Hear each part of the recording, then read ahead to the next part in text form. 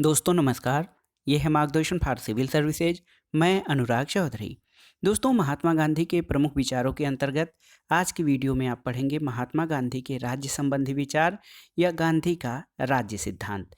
इसमें आप जानेंगे महात्मा गांधी के अनुसार राज्य का स्वरूप कैसा होना चाहिए, इसकी कौन कौन सी विशेषताएं या लोगों के लिए कौन कौन सी सुविधाएं होनी चाहिए।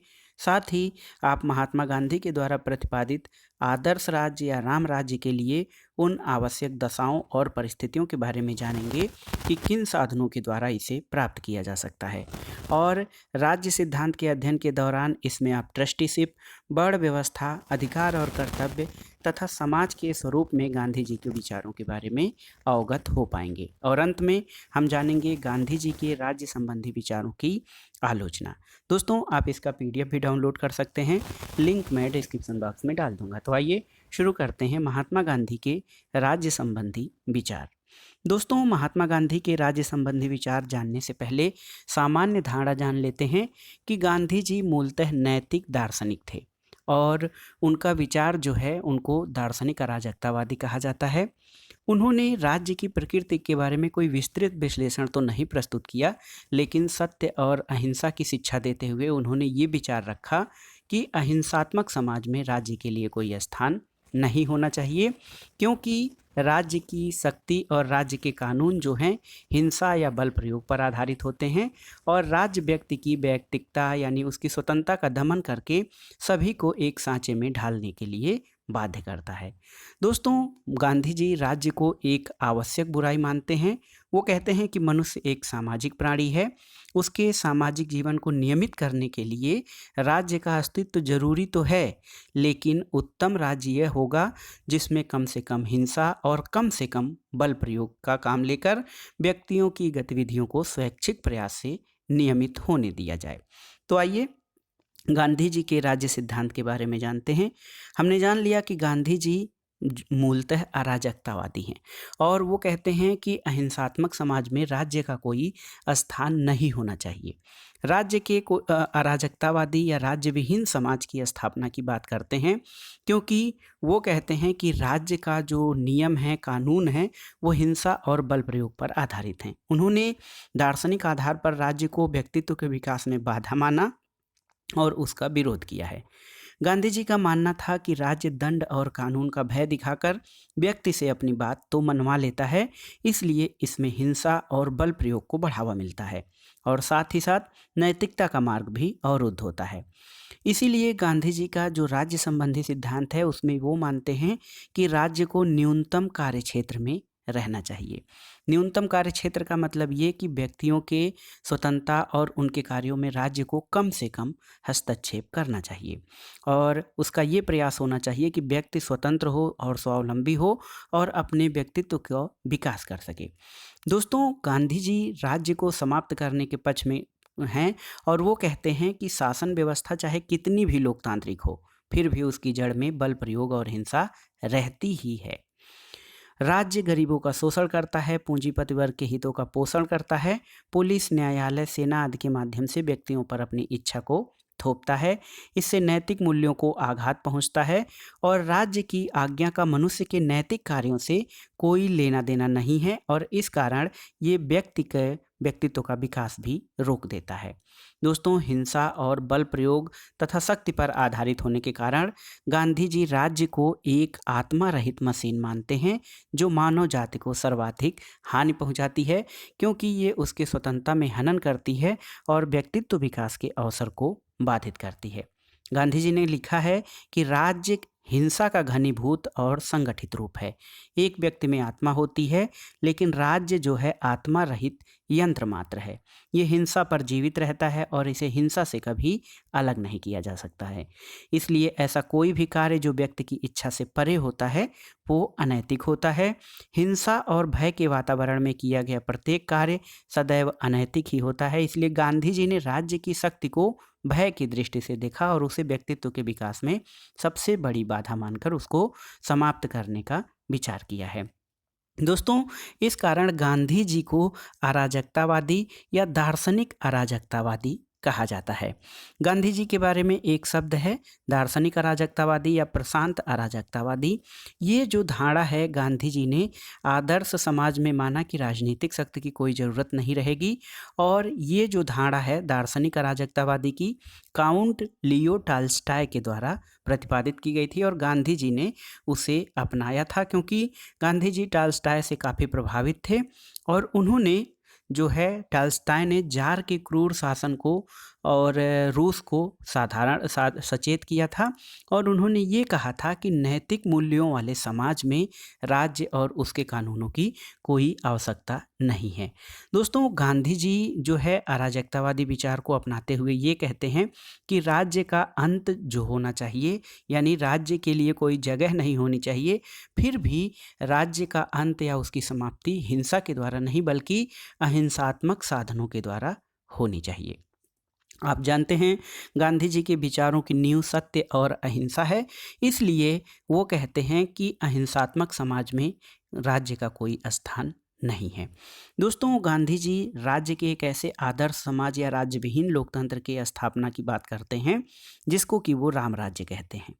गांधी जी ने इसे स्वयं स्वराज्य की संज्ञा दी है और अपनी पुस्तक हिंद स्वराज में इस आदर्श राज्य का व्यवहारिक ढांचा भी पेश किया है।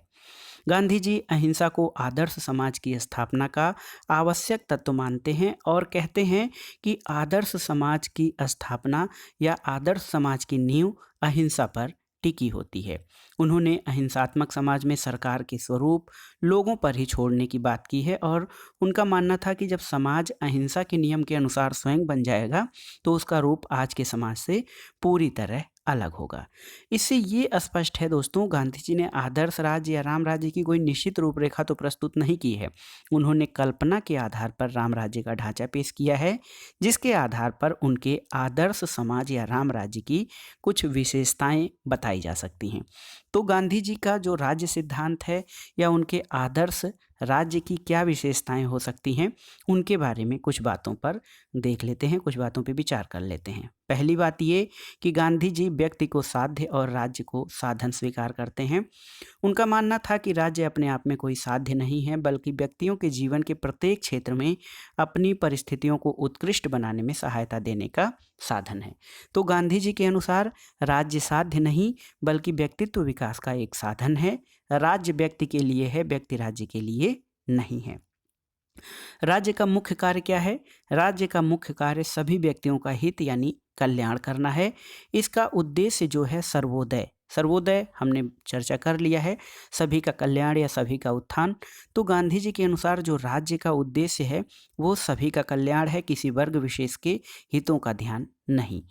दोस्तों, दूसरी चीज़ है गांधी जी के आदर्श राज्य की विकेंद्रीकरण या डिसेंट्रलाइजेशन। तो गांधी जी केवल आर्थिक शक्तियों के नहीं बल्कि राजनीतिक शक्तियों के विकेंद्रीकरण पर जोर देते हैं और वो कहते हैं कि आदर्श समाज में आर्थिक और राजनीतिक शक्तियों का विकेंद्रीकरण होना चाहिए और इसी के आधार पर शोषण और एक वर्ग द्वारा दूसरे वर्ग के शोषण और एक वर्ग द्वारा राजनीतिक सत्ता के हथियाने की बात या राजनीतिक सत्ता पर कब्जा, इसको दूर किया जा सकता है। उद्योगों को भी विकेंद्रीकरण की बात वो कहते हैं और वो कहते हैं कि आम जनता के हित में विकेंद्रीकरण होना चाहिए, राजनीतिक क्षेत्र में शक्तियों का विभाजन होना चाहिए और उद्योगों को मुट्ठी भर पूंजीपतियों के हाथ में नहीं रहना चाहिए, नहीं तो व्यक्तियों का शोषण होगा। और उनका मानना था कि राजनीतिक विकेंद्रीकरण द्वारा पंचायतों को अधिक से अधिक शक्तियां देनी चाहिए ताकि आम व्यक्ति भी शासन में भागीदार बन सके। तीसरी विशेषता ये है न्याय। न्याय व्यवस्था बहुत ही महत्वपूर्ण है। न्याय सबके लिए समान होना चाहिए, सबके लिए सुलभ होना चाहिए ताकि जनता को न्याय पाने में कोई कठिनाई न हो। न्यायालयों को सत्य के मार्ग पर चलना चाहिए ताकि स्वस्थ न्याय प्रणाली का विकास हो सके। इसके साथ ही दोस्तों, भ्रष्टाचार और कानून के दुरुपयोग के मामलों में ही न्यायालयों को सहारा लेना चाहिए। दीवानी झगड़ों में पंच निर्णय का सहारा लेना चाहिए ताकि न्यायालयों पर कम से कम बोझ हो और कम से कम धन का अपव्यय हो। और गांधी जी ने न्याय प्रक्रिया को सरल, सुलभ और सस्ता बनाने पर भी विचार किया। गांधी जी ने पुलिस और जेलों पर भी अपने विचार दिए हैं। उनका मानना था कि समाज विरोधी तत्वों पर अंकुश लगाने के लिए पुलिस की आवश्यकता है, लेकिन पुलिस को सदाचारी होना चाहिए, सहयोगी होना चाहिए, लेकिन कुछ अराजक तत्वों या अपराधी तत्वों को रोकने के लिए उन्होंने पुलिस को हिंसा प्रयोग का भी जो है सहारा लेने का सुझाव दिया है। दोस्तों, गांधी जी का मानना था कि पुलिस ऐसी होनी चाहिए आम आदमी निर्भय होकर अपना जीवन जी सके और उसे अपने जान माल की कोई चिंता न हो। साथ ही जेलों के बारे में उन्होंने कहा है कि जेलों को सुधारात्मक संस्थाओं के रूप में काम करना चाहिए, ताकि जो कैदी हैं उनको सुधरने का मौका मिले। उन्हें ऐसा हुनर सिखाया जाना चाहिए ताकि वो जेल से बाहर जाकर अपनी रोजी रोटी कमा सके और कोई दोबारा अपराध न करे। पांचवी विशेषता है प्रतिनिधित्व और चुनाव। गांधी जी निर्वाचन और प्रतिनिधित्व के विरोधी नहीं थे, लेकिन वो चाहते थे कि जो प्रतिनिधित्व है और चुनाव हो वो समानता के आधार पे हो। व्यक्तियों को पुरुष और स्त्री, धनी गरीब के आधार पे कोई भेदभाव न हो, और वयस्क मताधिकार को उन्होंने सर्वश्रेष्ठ माना है। और इसके अलावा गांधी जी शारीरिक श्रम को अधिक महत्व देते हैं। वो कहते हैं कि शारीरिक श्रम के द्वारा राज्य की सेवा में योगदान देने वाले लोगों को मतदाता सूची में जो लोग अपना नाम शामिल करवाते हैं उनको मताधिकार होना चाहिए।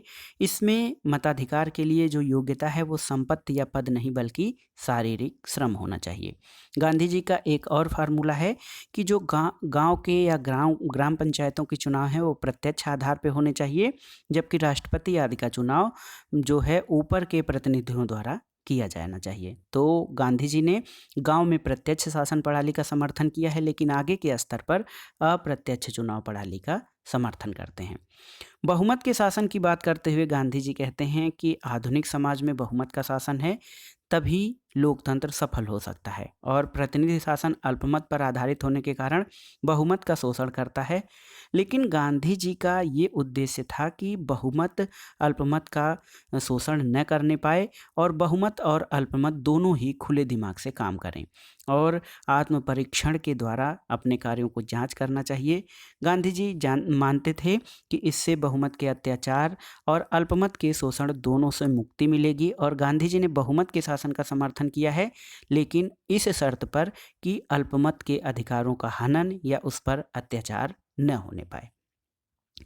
अगला जो तर्क है अधिकार और कर्तव्य। गांधी जी के विचारों में अधिकार और कर्तव्यों की धारणा बहुत ही महत्वपूर्ण है, और राज्य के संबंध में चर्चा करते हुए गांधी जी कहते हैं कि व्यक्तियों को अपने कर्तव्य करने चाहिए, अधिकार उन्हें स्वयं मिल जाएंगे। गांधी जी का मानते थे कि सबसे बड़ा व्यक्तियों का अधिकार उनका कर्तव्य पालन है, और कर्तव्य पालन के बिना अधिकारों का कोई महत्व नहीं है। अधिकार का सच्चा स्रोत कर्तव्य है, और यदि हम अपने कर्तव्यों का पालन करते हैं तो अधिकारों को ढूंढना कठिन नहीं होगा। इस तरह से गांधी जी ने आदर्श समाज में अधिकारों की तुलना में कर्तव्यों पर अधिक जोर दिया है।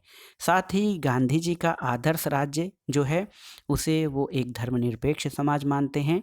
उनके अनुसार धर्म आत्मा की वस्तु है, इसका संबंध व्यक्ति के अंतःकरण से होता है, इसलिए व्यक्ति को धार्मिक मामलों में पूर्ण स्वतंत्रता होनी चाहिए। गांधी जी ने अपने राम राज्य की कल्पना में प्रत्येक व्यक्ति को धार्मिक स्वतंत्रता प्रदान करने का समर्थन किया है, और ये कहा है कि धर्म व्यक्ति का निजी मामला है, इसलिए समाज की कोई भी संस्था व्यक्ति के धर्म में हस्तक्षेप नहीं करेगी। और गांधी जी धर्मनिरपेक्षता को इस दृष्टि से परिभाषित करते थे कि राज्य का कोई धर्म नहीं होगा, राज्य की दृष्टि में सभी धर्म समान होंगे। तो इस तरह से गांधी जी ने एक धर्मनिरपेक्ष समाज की वकालत की है। साथ ही अपने राजनीतिक सिद्धांत या राज्य सिद्धांत में वर्ण व्यवस्था की वकालत करते हुए उन्होंने कहा है कि आदर्श राज्य की कल्पना में प्राचीन वर्ण व्यवस्था को धर्म, जाति, लिंग आदि पर आधारित होने के कारण वो अन्यायपूर्ण मानते हैं, और उन्होंने दलित को विकास को या नीची जातियों के विकास को सबके विकास में शामिल करने के लिए कहा कि जो लोग निचले स्तर पर हैं, निचले दर्जे पर हैं, उनकी जीवन स्थिति में सुधार करने के लिए राज्य को और व्यक्तियों को सभी को जो है समान रूप से प्रयास करना चाहिए। और उन्होंने कहा है कि जो व्यक्ति जिस पेशे में अव्वल हो या सक्षम हो उसे उस पेशे में अपना विशेष जो है योगदान देना चाहिए। एक आदर्श सामाजिक व्यवस्था वो हो सकती है जिसमें कोई व्यक्ति दूसरे के कार्यों में हस्तक्षेप न करे, अपने पड़ोसी को तंग न करे, और तभी उसके उचित श्रम का फल मिल पाएगा। गांधी जी ने इसके लिए उचित शिक्षा व्यवस्था को भी अपनाने का प्रबंध करने का प्रयास किया है। ट्रस्टीशिप व्यवस्था या न्यासिता का सिद्धांत जो है वो गांधी जी की एक महत्वपूर्ण देन है। आदर्श राज्य में राज्य की कोई आवश्यकता नहीं रहेगी, गांधी जी का ऐसा मानना था। और वो कहते थे कि धनवान और निर्धन के बीच का जो भेद है वो भी आदर्श समाज में नहीं होगा। और इसका सीधा सा उपाय ये है कि लोग अपने आवश्यकताओं को सीमित करें, अपने लालच को सीमित करें। और इसके लिए उन्होंने ट्रस्टीशिप सिद्धांत की बात की है।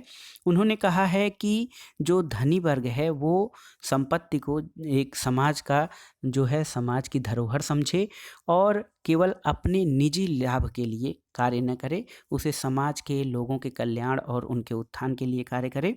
यही गांधी जी का ट्रस्टीशिप सिद्धांत है। धनी व्यक्ति अपनी आवश्यकताओं से अधिक किसी वस्तु का स्वामी न मानकर उसे समाज की धरोहर के रूप में उस वस्तु को मान्यता दे और स्वयं को उसका संरक्षक समझे। लेकिन ये अत्यधिक आदर्शवादी विचार है वैसे गांधीवादी विचार, लेकिन गांधी जी के जो अहिंसात्मक समाज की मुख्य विशेषता है उसमें ट्रस्टीशिप भी महत्वपूर्ण है। राज्य के सिद्धांत में या गांधी जी के राज्य के स्वरूप में उन्होंने बात किया कि इस राज्य का स्वरूप अहिंसात्मक होगा, इसमें हिंसा और बल प्रयोग की कोई गुंजाइश नहीं होगी। आदर्श समाज पारस्परिक सहयोग और जो है ग्राम पंचायतों का समुदाय होगा। इसका निर्माण अनेक ग्राम पंचायतों को मिलाकर होगा, जिसमें प्रत्येक व्यक्ति समाज की रक्षा और कल्याण के लिए तत्पर रहेगा। राज्य की शक्ति पंचायतों में केंद्रित रहेगी। समाज विकास के सारे कार्य पंचायतों के हाथ में रहेंगे और प्रत्येक व्यक्ति अपनी योग्यता और गुण के अनुसार कार्य करेगा। गांधी जी श्रम सिद्धांत के प्रवर्तक थे या उसके मानने वाले थे। उनके अनुसार रोटी और श्रम का सिद्धांत महत्वपूर्ण होगा। कमाने वाले को ही खाने वाले का अधिकार होगा और जो व्यक्ति श्रम करेगा वही जो है राज्य की सुविधाओं का असली हकदार होगा। राज्य का सर्वांगीण विकास इसी से हो सकता है कि प्रत्येक व्यक्ति श्रम करे और अपने रोजी रोटी की व्यवस्था करे। दोस्तों, व्यक्तियों के पारस्परिक संबंध सत्य और अहिंसा पर आधारित होंगे। समाज में कुटीर उद्योगों में काम करने वाले लोगों का इससे सम्मान बढ़ेगा। और श्रम सिद्धांत ये मानता है कि कोई भी काम छोटा या बड़ा नहीं है।